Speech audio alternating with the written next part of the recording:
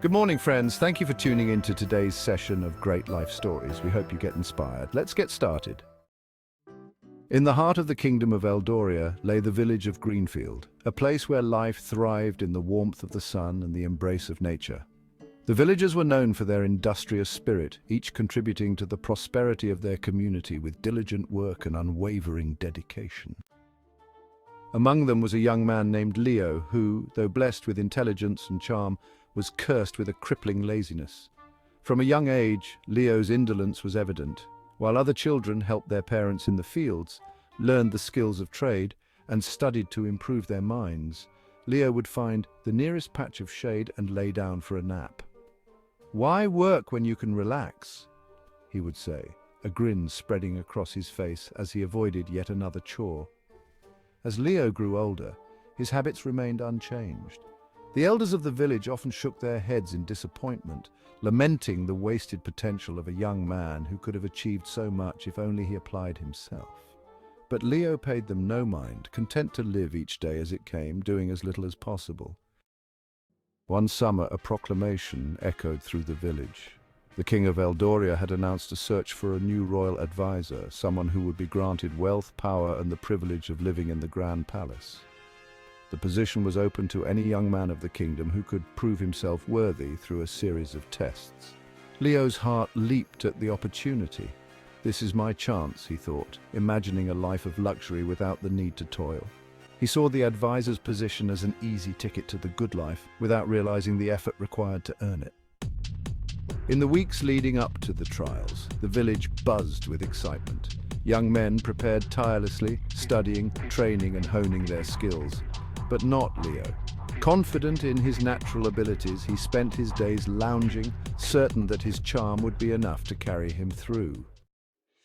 The day of the trials arrived, and the candidates gathered in the king's court.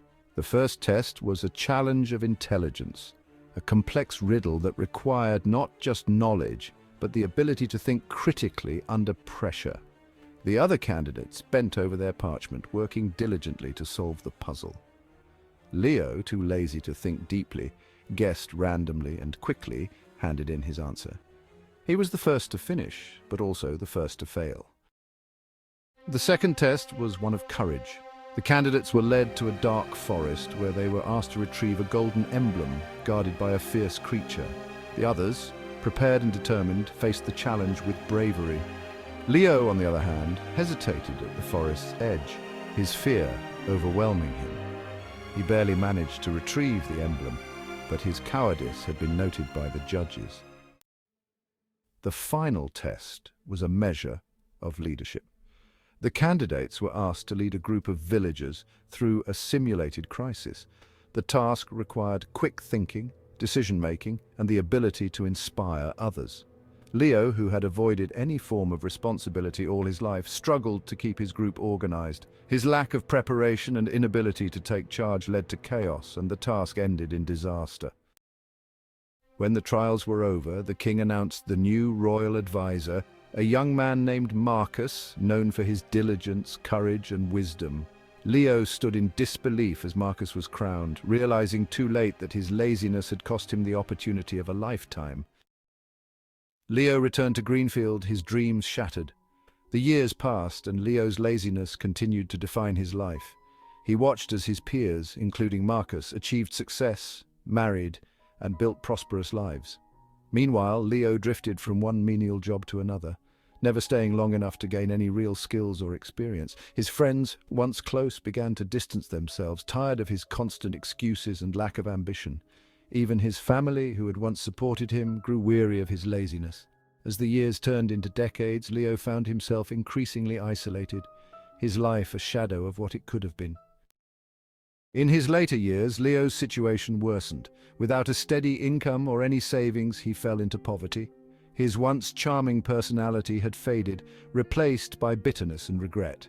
He lived in a small, dilapidated cottage on the outskirts of the village, surviving on the charity of others.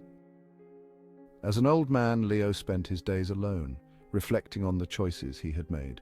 He realized too late that his laziness had not just ruined his life, it had stolen it from him. He had squandered every opportunity, and now, with nothing left, he was filled with a deep and abiding regret. On his deathbed, Leo was visited by Marcus, the royal advisor who had once been his rival. Marcus had heard of Leo's plight and came to offer his help, but there was little he could do. As Leo lay dying, he took Marcus's hand and whispered, "Don't be like me. Laziness is not a harmless habit, it's a curse. It steals your life bit by bit until there's nothing left." With those words, Leo passed away, leaving behind a life that could have been filled with success, love, and happiness, but was instead marked by failure and regret. The story of lazy Leo spread throughout Eldoria, serving as a cautionary tale for generations to come. It reminded everyone that while hard work may be difficult, it is the key to a fulfilling life. Laziness, on the other hand, may seem tempting, but it ultimately leads to ruin. For more interesting and inspiring stories like this, please don't forget to like the video and subscribe to the channel. Thank you.